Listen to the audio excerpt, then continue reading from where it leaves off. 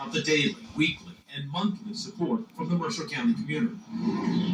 Here is how Hand Up Village works. It does not charge its guests anything, but while offering a hand up, there are expectations. Get them a job. While they're living here, they have to deposit at least 50% of what they make into a hand-up savings account that they cannot touch until they leave here for the purpose of renting a place, paying deposits for utilities and those kind of things.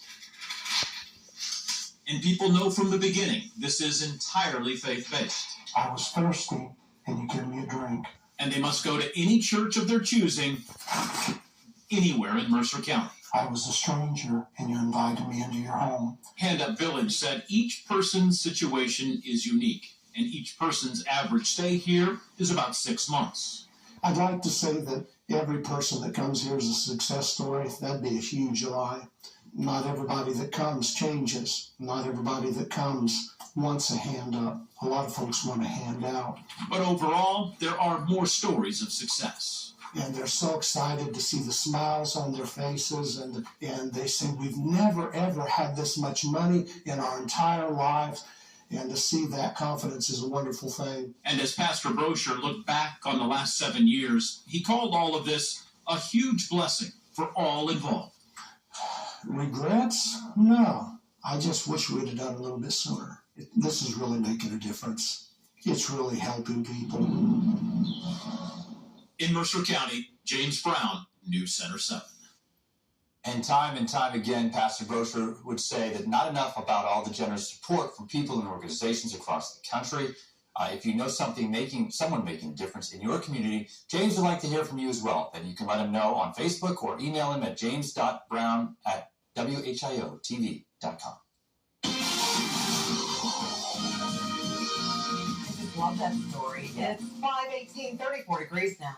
All right, so we're going to toss it over now to meteorologist Kirstie Zontini, who's kind of going to break down what we experienced yesterday, Kirstie. Yeah, so the storm yesterday was a messy one, and it was something that we had been talking about all week long, but the snow, when most people woke up, was already melted or melting. And the big reason why was we had a slightly more northern shift in this area of low pressure. So we had a warm surge of air that happened sooner in the early morning hours, and it also pushed a little further north than what we were expecting. So yes, we did get a swath of snow that had fallen, but because that warm air was creeping in so fast, it really wasn't giving us the best snow ratio. We talk about this every winter. Snow ratio is looking at the temperature and liquid to snow equivalent. So most of the time it's 10 to 1 or 12 to 1, which means if you were to have an inch of water, it would equal 10 inches of snow.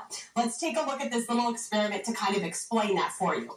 A 10 to 1 snow ratio when our temperatures are pretty much spot on at or just below freezing can give us that big fluffy snow, kind of like what we saw on Sunday. Now, yesterday we were working almost with more of a 3 to 1, which meant if you were to melt 3 inches of snow, it would give us about an inch of water. The snowflakes we had yesterday were very much melting together. They were wet. So instead, you had that slushy, wet snow. It was not fun to shovel. A lot of people were just dealing with kind of a slushy mess. So instead of getting that nice, fluffy, quick accumulation, we had melting snow and a very quick transition to rain. So definitely underperformed yesterday, but thankfully we are getting a little bit more snow this morning. So let's take a look at what you can expect here in terms of the snow showers today. Still not going to accumulate too much. Let's look live outside in Salina. You can see here that we have the wet pavement. They actually got our most snow, or some of our higher totals, up in Mercer County, where they dealt with snow a lot longer yesterday. But even they were dealing with a snow ratio that wasn't ideal. Temperatures this morning are right around freezing. Looking at road conditions, thankfully the pavement is above freezing. So as we do get this light snow to come in, it might quickly dust or coat the roads, but I think a lot of it's just going to melt on contact. You can see this little area of snow showers. That's going to be moving through this morning. Live Doppler 7 radar showing us here. It's working across the Ohio-Indiana border. So that's going to be what you see during your morning commute. Snowflakes flying, maybe trying to stick to bridges and overpasses. And it'll kind of wind down after lunchtime today. So not a big accumulation. Most of us will just see a dusting. We might get a few spots across the north where we pick up some moisture from Lake Michigan that could get closer to about a half inch. And today is going to be another windy day. Not as windy as yesterday, but you'll still feel those stronger gusts as we go from the morning through the afternoon. Temperature-wise, we'll just hold steady in the low to mid-30s as we go throughout your Thursday. Looking ahead to tomorrow, mid-30s, and we'll have a quick front that brings some evening rain and snow showers. Saturday looks great, mid-40s and dry. And then Sunday for the Bengals, if you're going to be traveling maybe to a friend's house, we'll have some rain and then a quick transition over to snow. And it does look like we're locked into our winter pattern for next week. Temperatures are not going to get any warmer.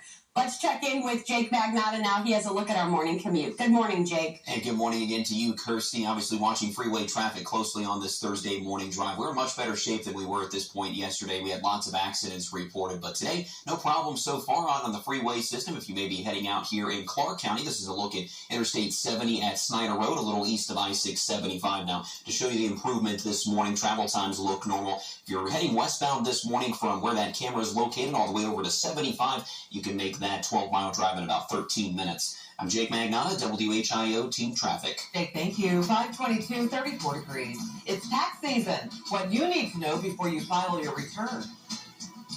And this fiery crash hurt 6 people. What new 911 calls and witnesses revealed about what happened here.